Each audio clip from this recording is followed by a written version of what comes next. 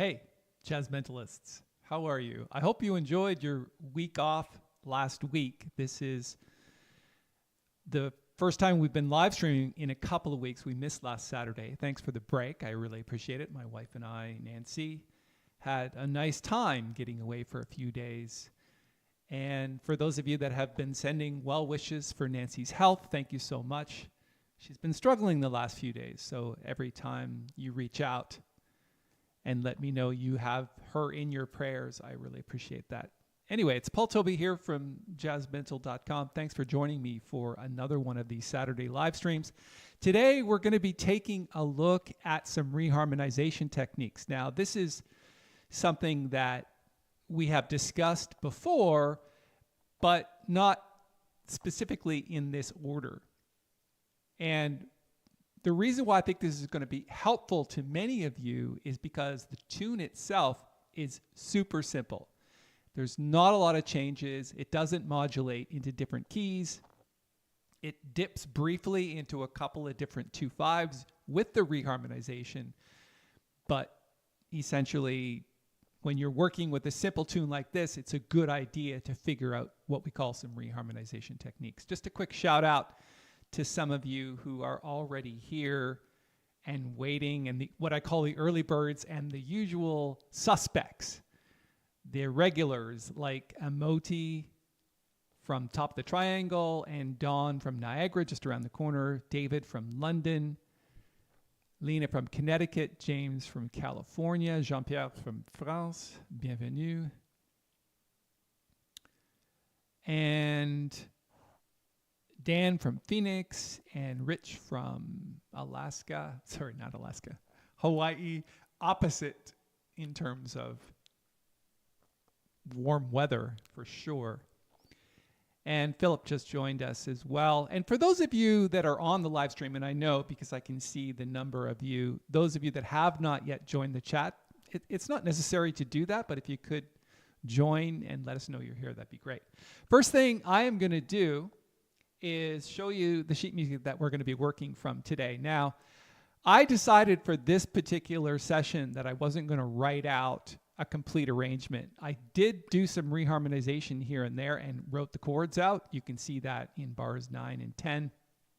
But for the most part, I've reharmonized with chords. And the reason why I did that is because I didn't want you to get bogged down in all of the details of the arrangement. So we're going to be working from this lead sheet. It's called Smile by Charlie Chaplin. And I'm going to post a link as soon as I grab it. I forgot to do that actually. Let me grab the link from, where do I get it? Over here.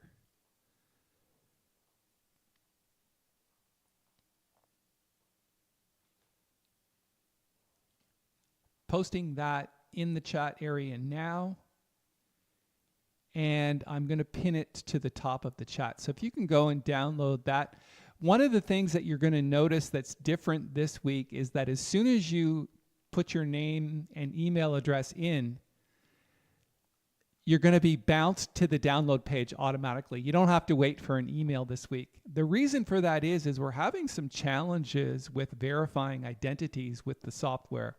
I've got the admins working on it, but it's not going to be fixed for today. But that's not going to slow us down. You're going to get the download link as soon as you fill out the form. So fill out the form, hit enter, go to the download page.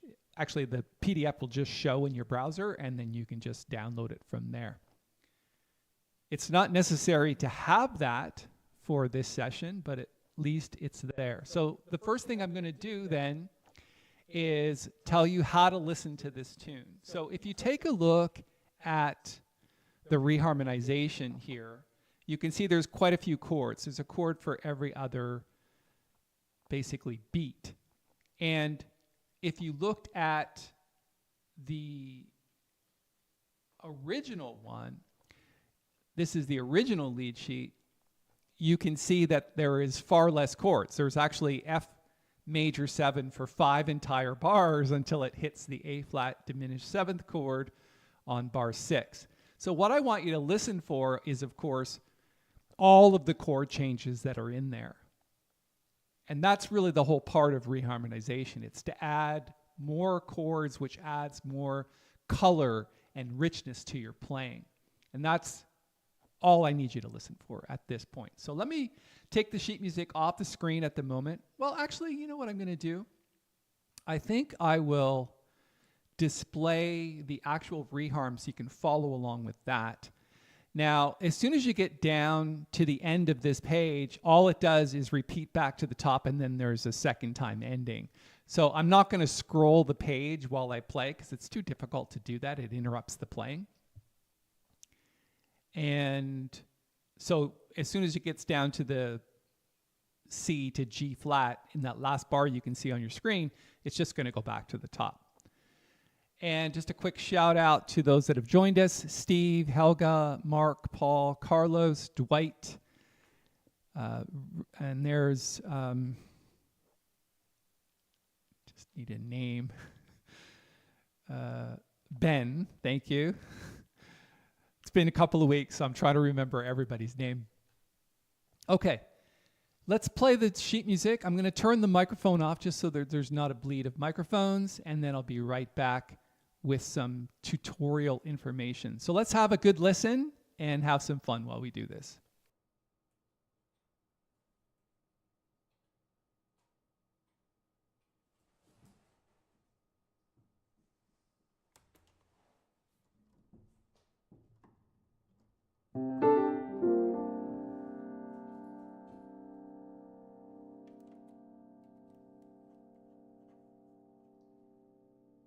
So I forgot to do sound check. So let me know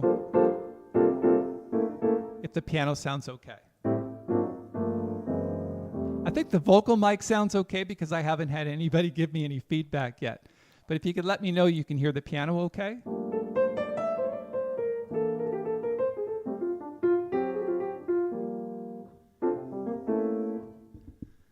And then I'll get started.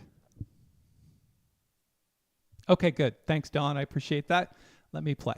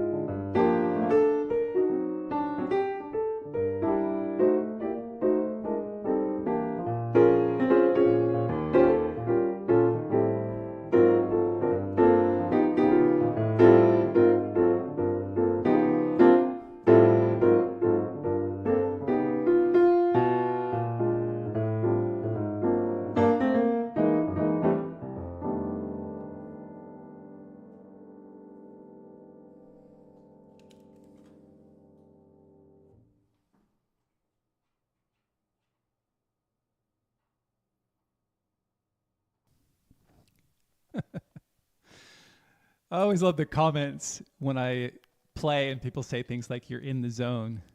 I appreciate that. I don't know.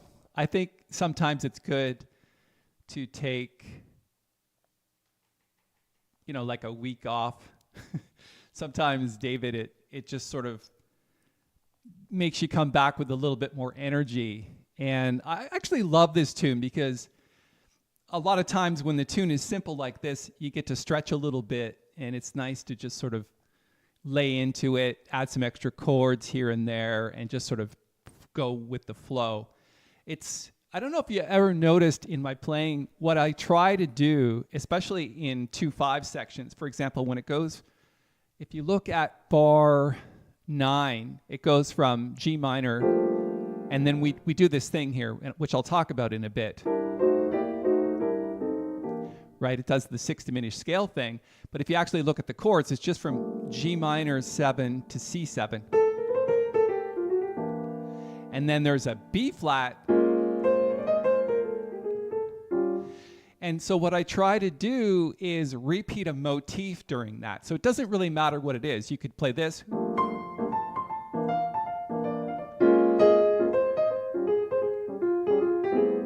Right? Or you could play this.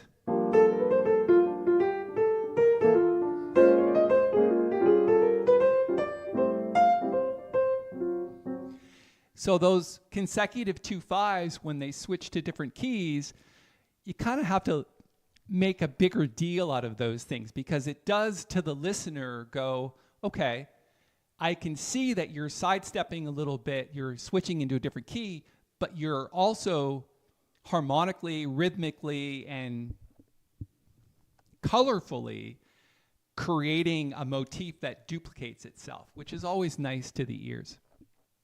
Hey, Francis, how are you? Good to see you. So Paul says, I loved the intro. Could you explain it? All I did was play a C pedal. And over that C pedal, there's a couple of things you can do. I would just plunk it down. It could be fifths if you wanted to. But in this case, I'm just going to play roots. And then in the right hand, you want to switch between G minor 7th and C7. So G minor 7th. And the reason why you do that is because G minor 7 or G minor 9, it's like a B flat major 7th chord, right? Or G minor 7. Take out the G, which is the root. You got this chord, which is B flat major 7. So that becomes a sus chord, right? B flat over C is basically C sus 7. And then what you want to do is just play that a little bit and then switch to C7. And that's all we do. So C7 with a flat 9. So here.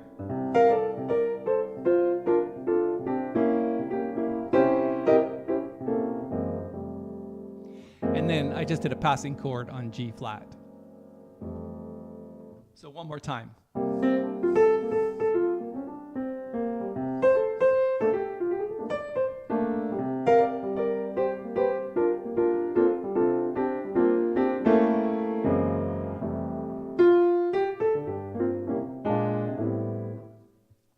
Okay. Does that answer your question, Paul? And then Jess says, Michael Jackson's favorite song by Charlie Chaplin. I did not know that. Maybe one day we'll do a Michael Jackson tune on this. Because, I actually like Michael's music.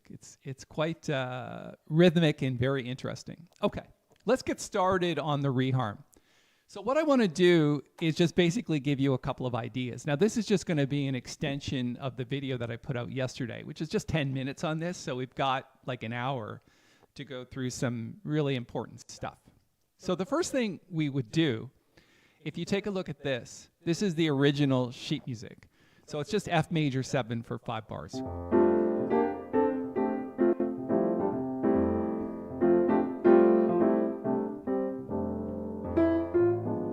Until in bar 6, it goes to the A flat diminished 7th chord.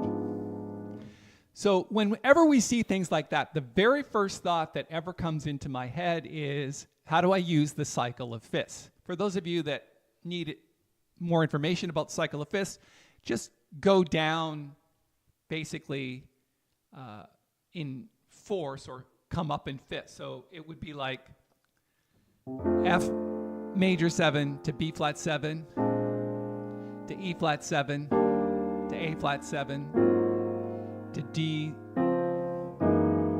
or diatonic cycle of fifths, which is basically F going down to B flat, going down to E half diminished 7th to A7 to D minor, G7 to C7 to F7 back to B flat.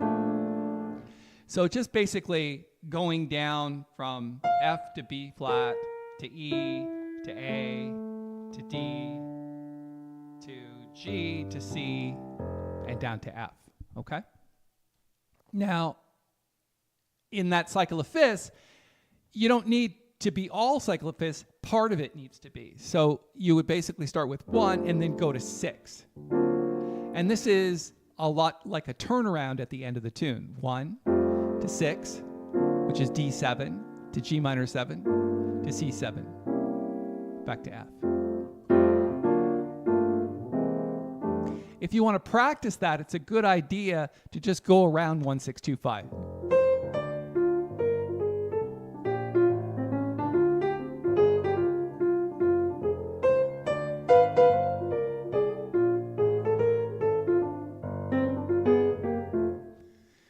And that's all there is to that. So when you take a look at the reharmonization, and that's all I've done. I've gone from 1, which is F major 7, to 6, which is D plus 7 sharp 9. So what is that? The plus means sharp 5. So here.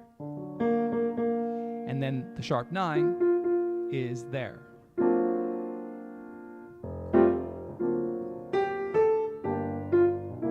Then all I've done is put in a passing chord on B flat. You don't need the B flat. You can just go without it. So first 2 bars. And then the next bar is 3, 6, 2, 5, except we're using tritone substitution. So 3, A minor to D7 to G minor 7 to C7, but instead we're going to go down in half steps. Just a little bit different color than the first 2 bars. So the first 2 bars is 1, 6, 2, 5. The second 2 bars, or bar 3 and 4, is 3, 6, 2, 5, except the 2 and the 5 are tritone substitutions, so going down. So there's 2 different colors, right?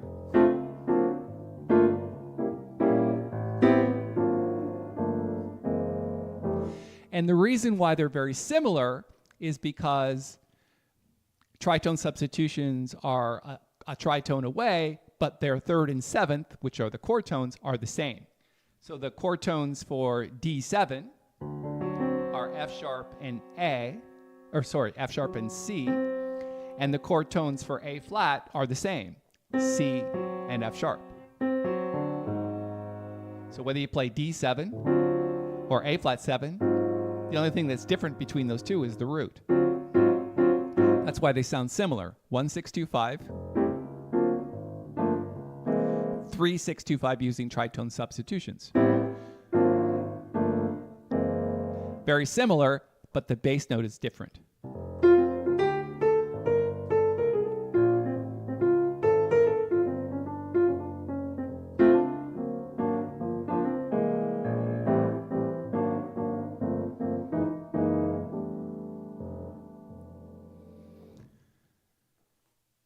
And that's how to reharmonize 4 bars of one chord. Always look to the cycle of fifths, and specifically 1, 6, 2, 5 to get back to where you're headed.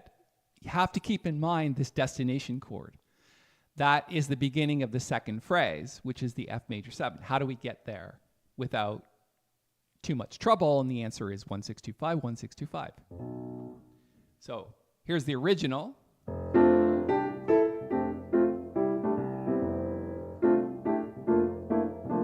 Here's the reharm.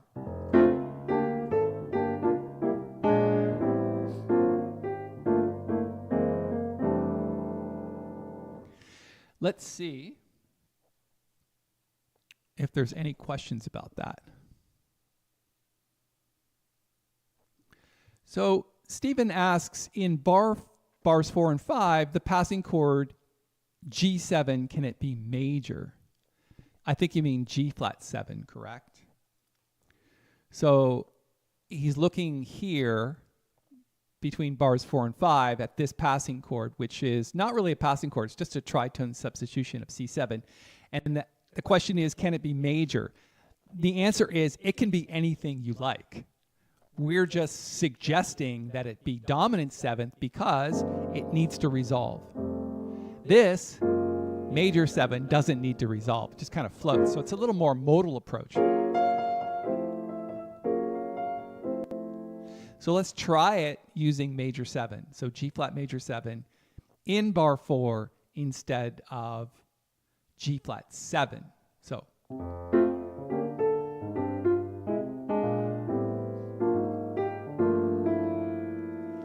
here's where it gets dicey. Because the melody note is D, you would have to change the melody note in order for it to work, because what happens is you get this kind of chord. So it's like a G flat major 7 with a sharp 11, which is okay, except it's got problems, which is tritones where they don't belong. So it just sounds a little wrong. That's why. So the difference is this F natural, right? So it should be E natural. It's a much better chord versus this. Okay?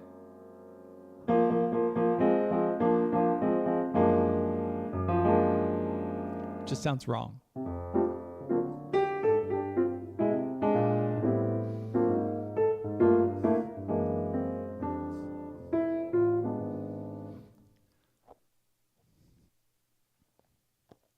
Thank you for the question.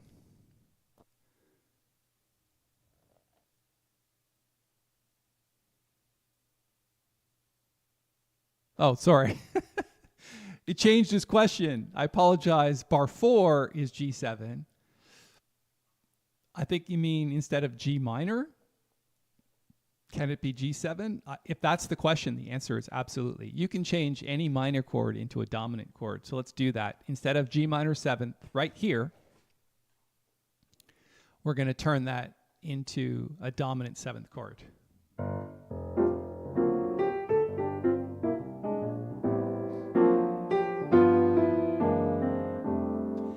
It's very close.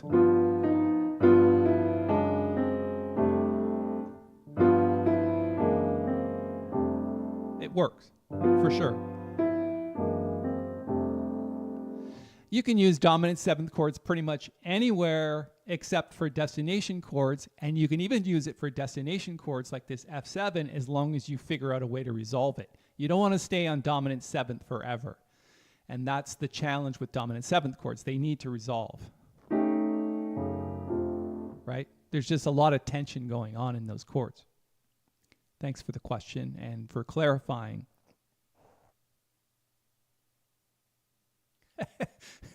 It's wrong. All right. Ugh.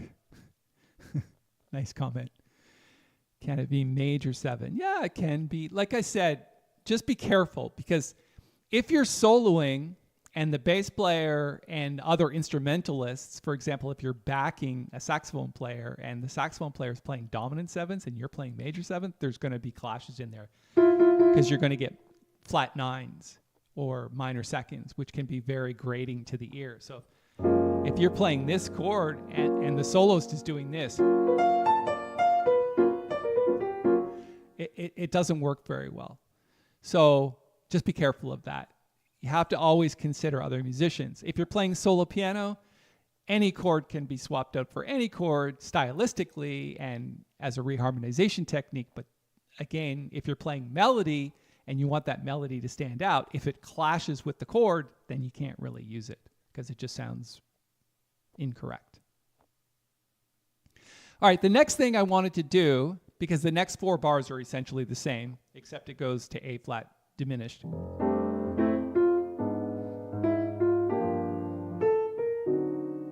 Nice chord there on the D7 flat 9. All right, let's go down to bar 9. And this is where I wrote out in the sheet music this. Now, some of you probably heard that when I played at the beginning of today. It's what we call the 6th diminished scale. So let me explain that, because a lot of Barry Harris people, and there's been a lot of discussion about this on other YouTube channels. I see discussions about it in the Jazz Pianist group on Facebook. And it should be simple, but people make it sound complicated, but it's not really. So what I'm going to do is, let me just take a screenshot of this.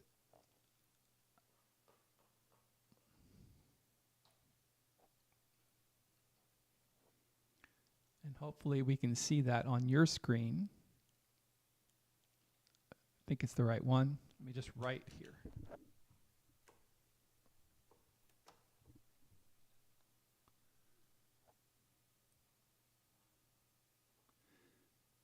Nope. Is there another one open somewhere?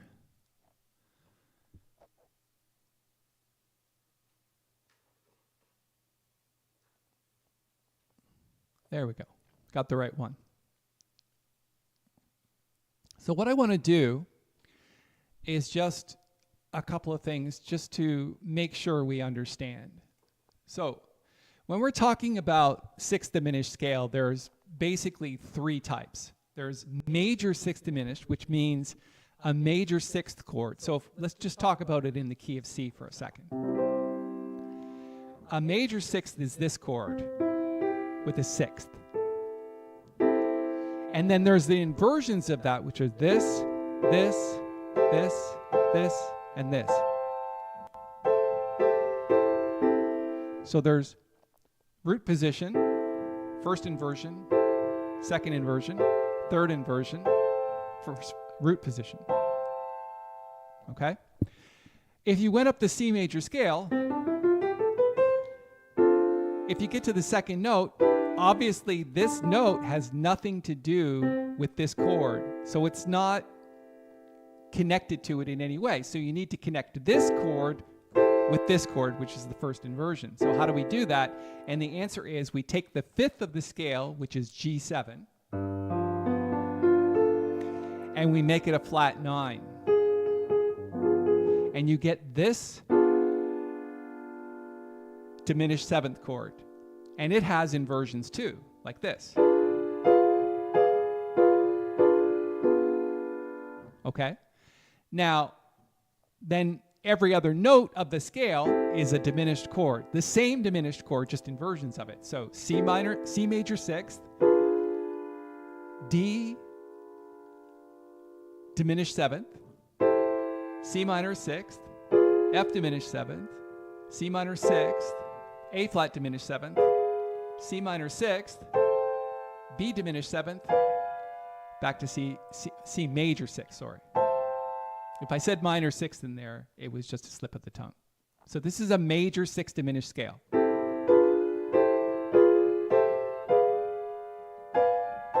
I missed one.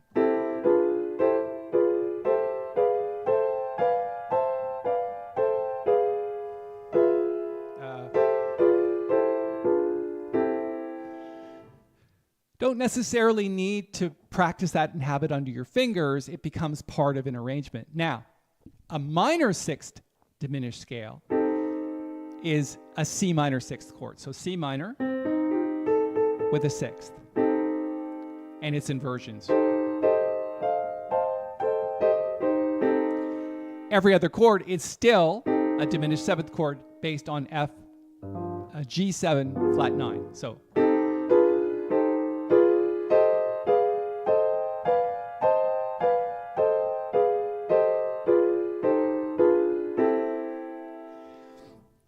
the voicings that you see written here,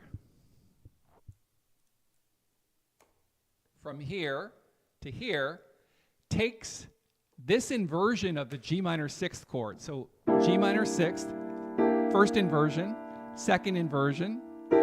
This is a second inversion G minor sixth chord because it has the B flat on top, which is the melody. So what you do is you take the second note from the top and you drop it to the bass. And that's where you get this chord. Every other chord being a diminished chord based on D7 flat 9.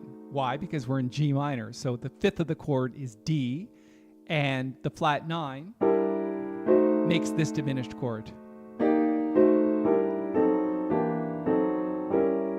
Right?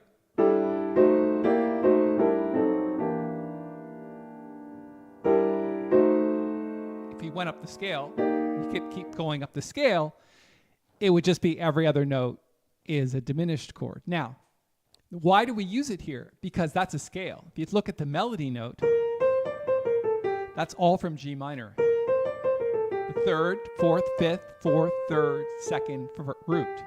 And because it moves diatonically through G minor, it's a good idea to use the sixth diminished scale. This is a really good reharmonization technique. For those of you that are arrangers and arrange for big band or other ensembles, using the sixth diminished scale is an excellent arranging technique. We didn't do it on the B flat minor. We could have gone B flat minor to F7 there.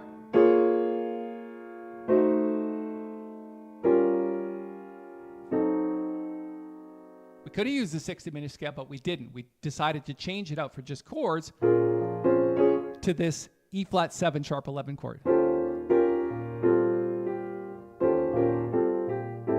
Why is it an E flat sharp 11? Because it's basically F over E flat 7.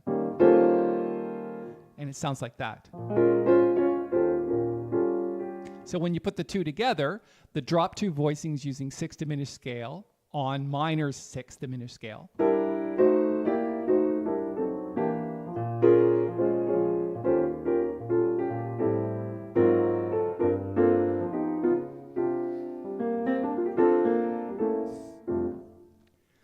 Can I get a how cool is that?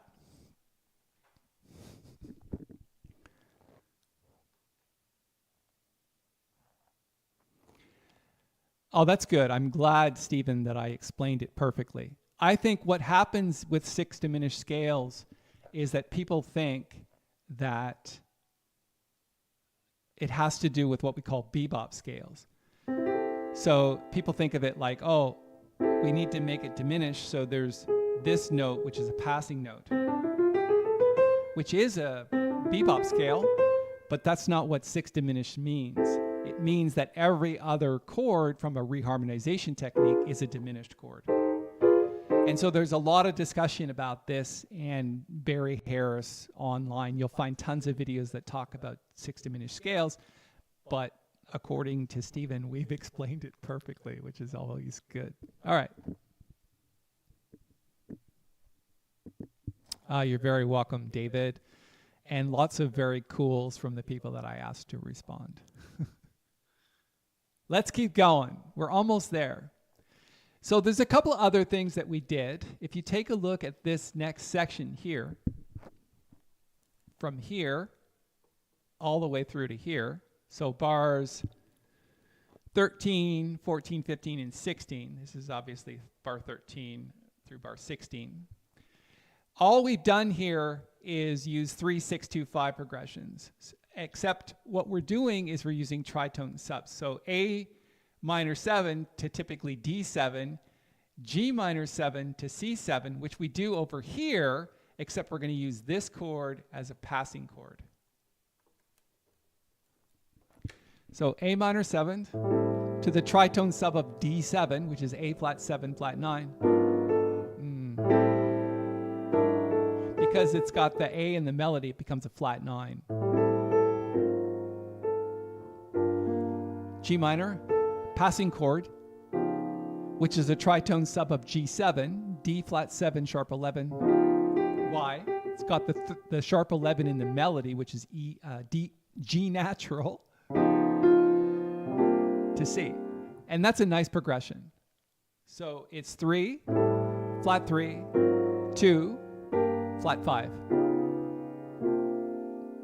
That's very common in jazz to do those types of things.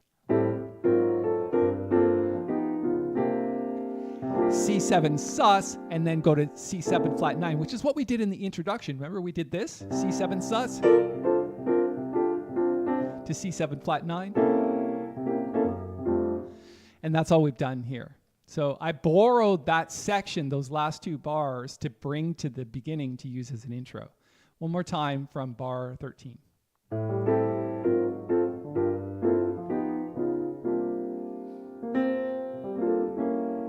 Passing chord,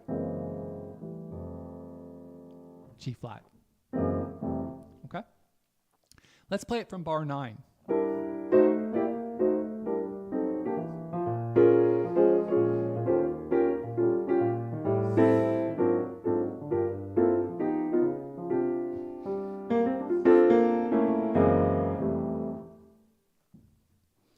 Fun stuff. Take that off your screen, and I'm going to scroll down the music a little bit to get to the second section, and we're going to take a look at the last 6 bars. Because B section is just a repeat of A section. So let's take a look at specifically this. This is what we call a turnaround. Now, I've talked about turnarounds. I did a whole session on that recently. I can't remember how long ago. So if you could just go to the live section of the Jazz Mental YouTube channel, there's a list of videos that have been done pretty much every Saturday, except last Saturday for like the last 6 months. So in there, I think you'll find one, just look for the word turnarounds. But if the tune ends on F major 7, and if you actually looked at the original sheet music, this would not be here. That's a reharmonization technique that we need to discuss. And all it is 1-6-2-5. You can see that clearly. So whenever you get to the end of a tune and you want to go back diatonically, harmonically, and smoothly to the top of the form, which is F, we need to get there, and the last chord should be a dominant 7th chord of the destination chord, which is F. And the best way to do that is 1-6-2-5.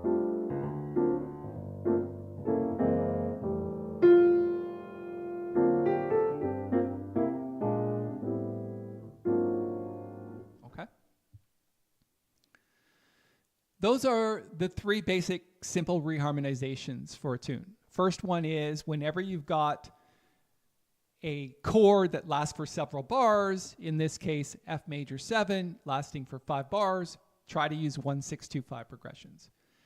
If you're reharmonizing a melody that goes diatonically up and down the scale, diatonically meaning note to note of a specific scale, then use the 6 diminished scale.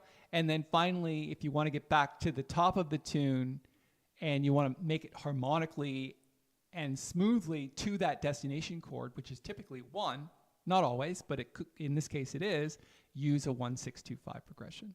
And any tritone substitutions that you want to put in anywhere is always a good idea. Now, the last thing I wanted to talk about is this. And for this, I'm going to go back to the top of the tune. take a quick screenshot.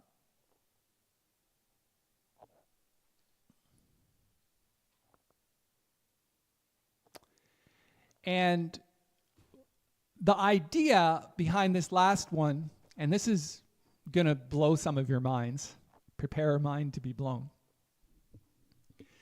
You can put in a 2/5 anywhere you like. So what I would suggest for the experimenters, and that's a lot of you, and the more advanced people, think about, in addition to these chords, putting in a 2/5, whether that's an actual 2/5 or a 2 to flat 2, which is the tritone substitution of 5. So for example, if we're in the key of C, D minor to G7 to C major 7, or D minor to D flat 7 to C major 7, right? You can put those 2/5s in anywhere you like. So pick any chord, and we're going to pick a chord at random here. We're going to pick this one here.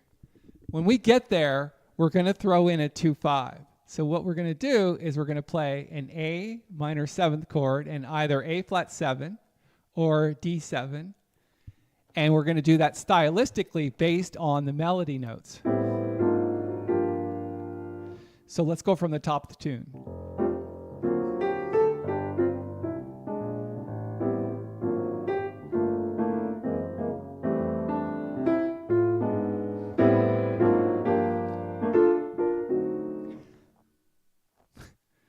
It doesn't get more jazz than that, to use 2/5s as passing chords to get to any destination chord. Let's pick another one kind of randomly. Now, typically destination chords are usually major 7th chords or minor 7th chords. We don't really think of dominant 7th chords as destination chords because those need to be resolved where major and minor chords do not. So let's pick another one at random. We're going to use this A minor 7th chord as a destination chord, and in front of that we're going to put in a 2/5. So from B flat minor 7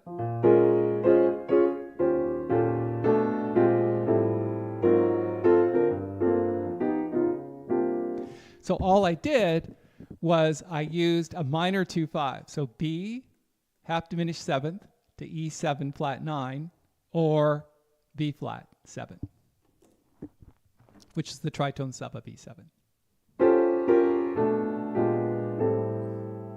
Now you have to, obviously, your fingers have to find those chords. But at the end of the day, you can hear that it's nicer and it makes more harmonic color than this. To do this.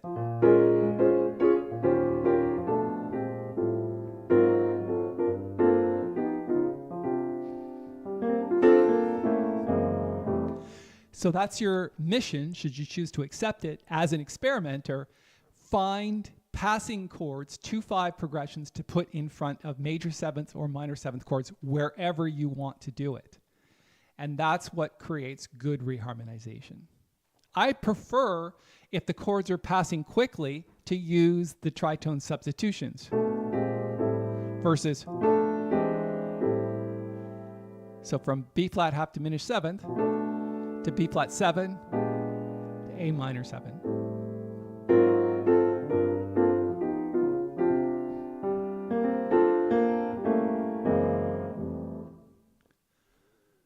Yes.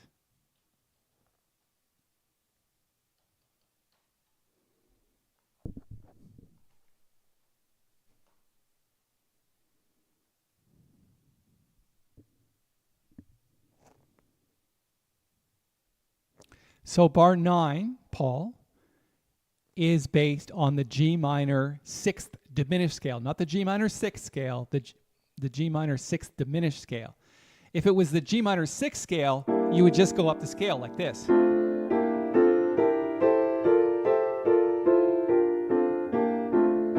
Versus dominant 7th, every other chord. Right?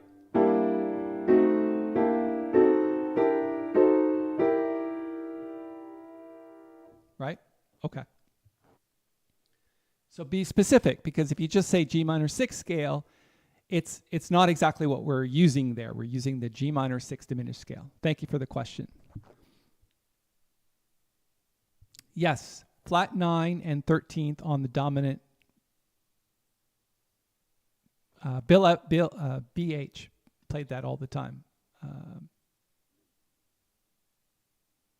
Not sure who you're referring to. Senior's brain. Maybe you could tell me who BH is. Bill Hicks? I don't know.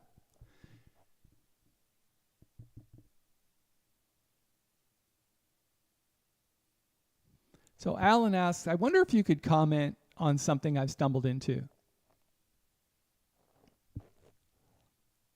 Let's consider the first 4 measures and think about another reharm using 6 diminish. The tune starts with an F minor 6 as opposed to an F major 7th chord, which means one can use the F6 diminished chords up to the scale in the first 2 measures. That's true. Yes, you can. And then in measure 3, one can start on F major 7 using the 6th diminished scale. Is C6 the same thing as F major 7? C6 is not the same as F major 7. So if you're going to do F major 7, change that to a major 6 chord, because C6 is that's 2 different chords. In fact, they're kind of opposite to each other. They're opposite notes of the diatonic scale. F6 and F major 7 diminished scales complement each other. Yes, I mean, you could use one or the other. For example, in the G minor 6th chord, we did this, right? You could use the G minor 7th scale, which is this. But the minor 6 is a little bit more colorful versus this.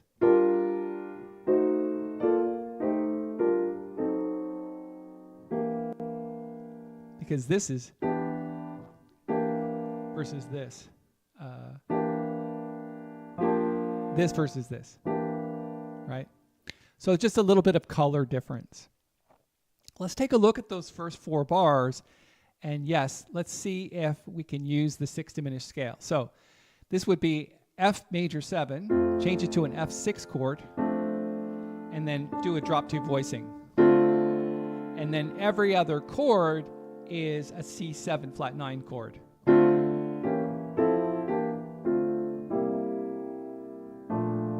Like that.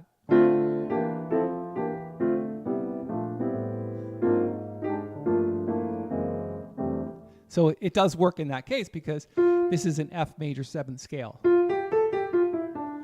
Okay? So you can use 6 diminished there in that instance.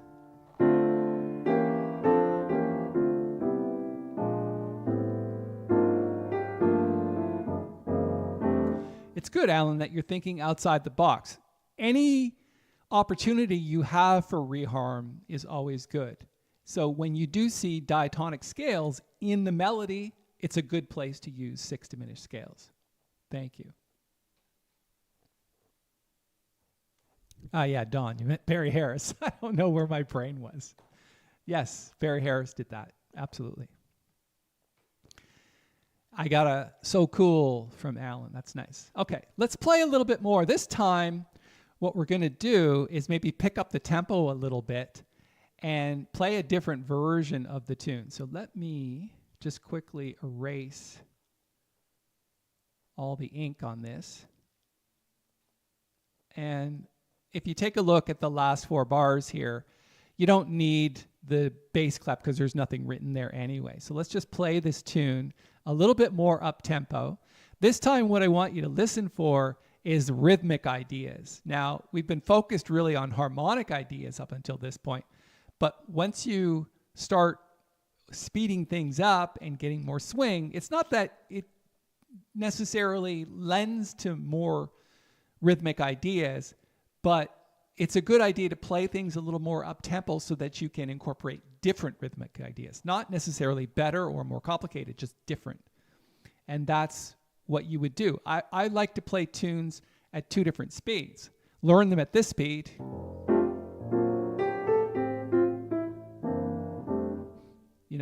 versus this.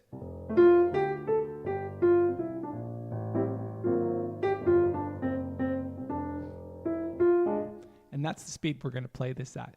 And so it's a different feel, and it's always a good idea as a jazz pianist to experiment with different speeds. For those of you that are not comfortable with faster speeds, that's just because you haven't got the chords underneath your fingers at a slower speed. So let's do this. I'm going to leave the sheet music on the screen, turn off the mic, and play a little bit.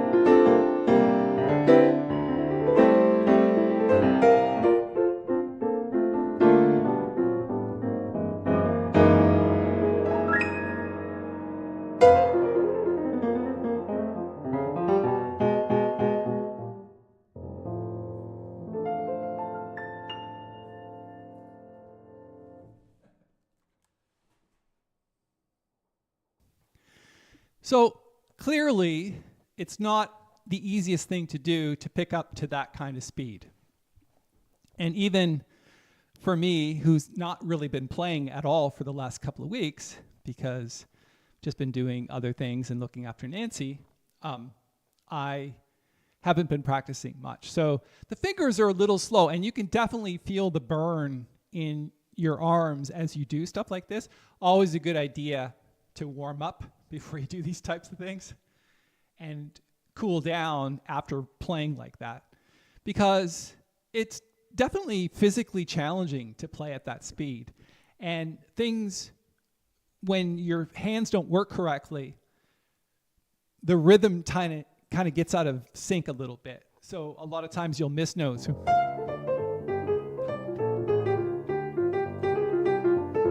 And the more lightly you play the piano, the easier it is. If you start to like dig into things, which a lot of people say, hey, dig into it. I think that's a bad idea, because you tend to,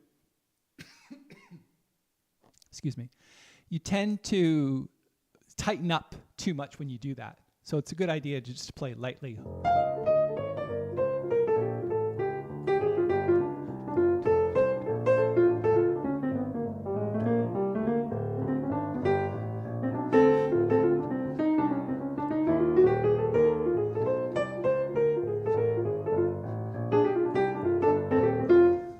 Okay.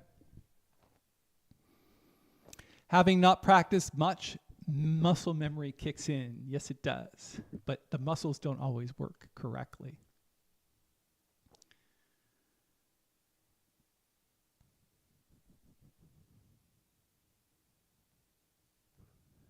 Are there any other questions about this sheet music and what we've talked about today? Maybe somebody could let me know if they managed to grab the sheet music and that it was working okay. We did have some problems with it this morning, so we are trying to sort that out.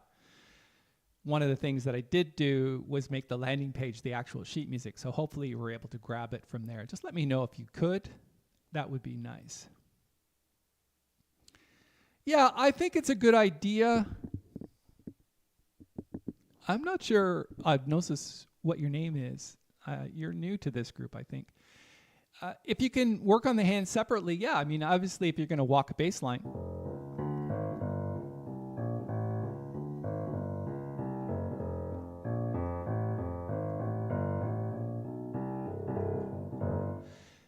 It's a good idea to do stuff like that. I would always maybe just comp along with the right hand.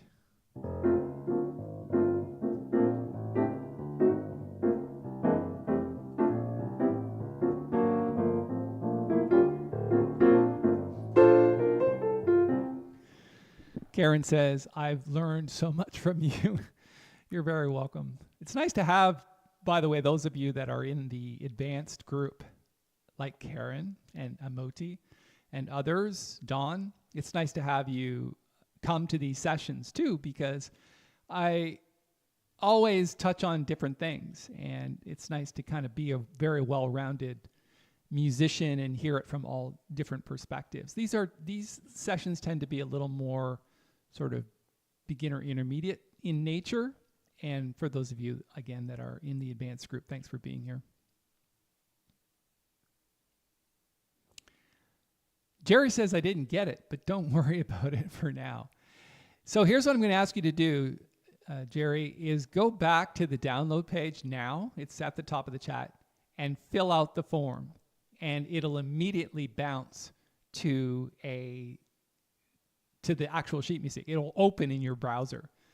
I don't know what browser you're using, Chrome, Firefox, whatever.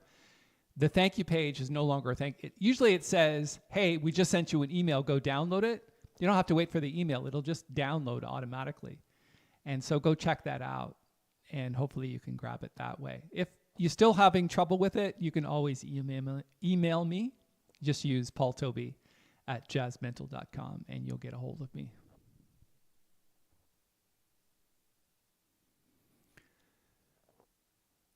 Caleb says, just stumbling across this and I love it. How frequently do you hold these sessions? The answer is every Saturday at this time. So 11 a.m. Eastern Standard Time. Not sure where you are, Caleb. Maybe you could let us know where you are and what part of the world, because we have people from all parts of the world here. And we host them every Saturday. So I look forward to seeing you next Saturday. other people are answering the questions. Good. Thank you. Modulation ideas. Yeah. That's not,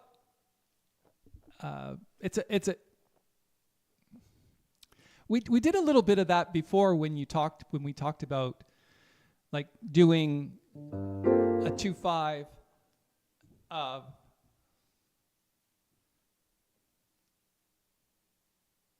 F major to a 2/5 of E flat, A flat. So that's a modulation.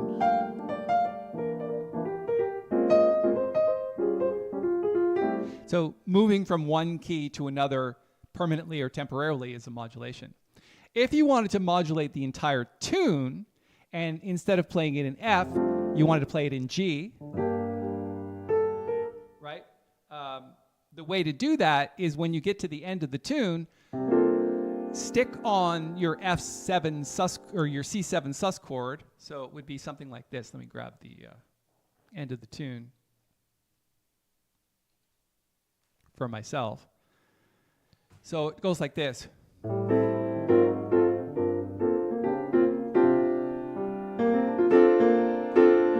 And modulate up a whole tone.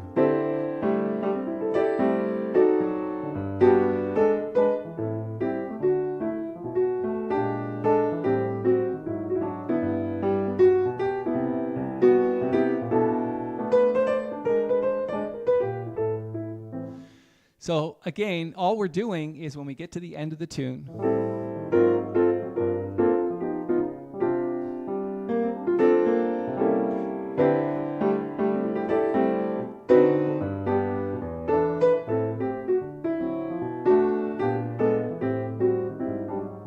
now you can modulate to any key you want. It's just that's a very common modulation to go from one key to another. So moving the whole key up a whole tone. Typically, modulations don't move up by minor seconds, so you could do that. A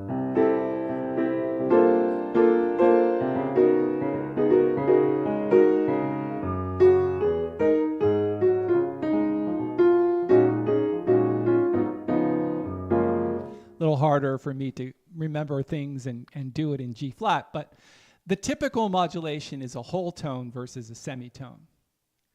I hope that gives you a few ideas. You can, again, add 2/5s anywhere you like in front of any destination chords. That's typically what's known as a modulation as well.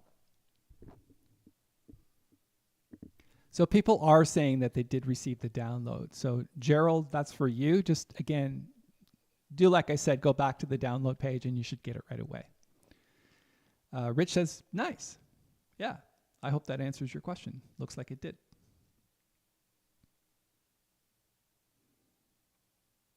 Caleb's from Indiana. He looks forward to being back. Me too. Thanks for being here. Jerry, earlier today, you demonstrated a cycle of fifths movement. I think you started on F7, then B flat 7, then E diminished 7th. Could you explain why you would go to E diminished 7th? And the answer is because that's the chord diatonically. So if we're in the key of F major, this is root position F major 7th chord. Yes? If you go up the scale and you don't change any of the notes, you get this chord, which is a G minor 7th chord, A minor 7th, B flat major 7th, C7, D7, E half diminished 7th. Why?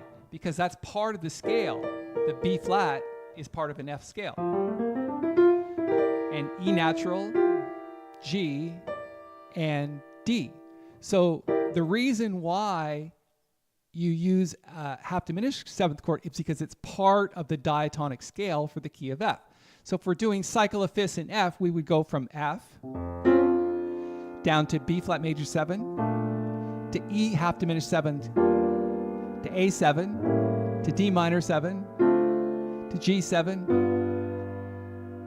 to, well, typically G minor 7, but you wouldn't use that there, but C7 to F.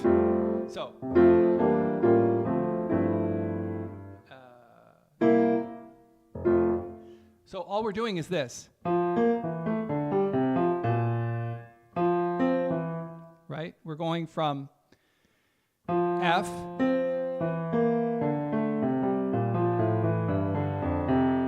That's our cycle of fifths, right?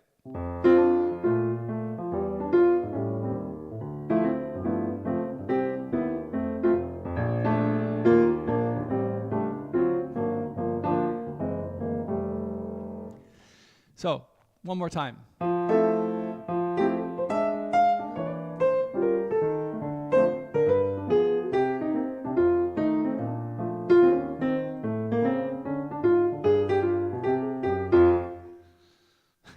Right? It's just cycle of fifths. So, again.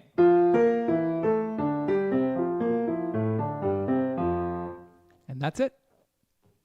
And that's why it's E half diminished seventh versus E diminished seventh or E7. Now, that doesn't mean you can't play E7 or E diminished seventh. You can. It's just diatonically, those are the chords.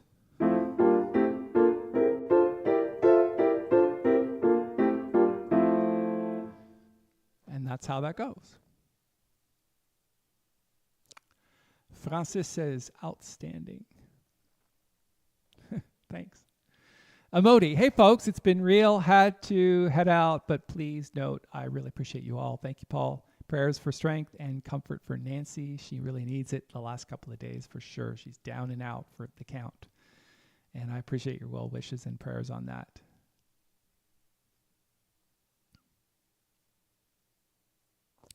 A7 is a secondary dominant in the key of F. Yes, any other seventh chord other than C7 is a secondary dominant in the key of F. A7 is a dominant in the key of D, right? A7 to D7, D major 7. But if an A7 appears in any other key during the tune, that's considered a secondary dominant. Yes. Secondary because it's not the main dominant of the key. Exactly. Okay, that's all the time we have for today. Please take a few minutes.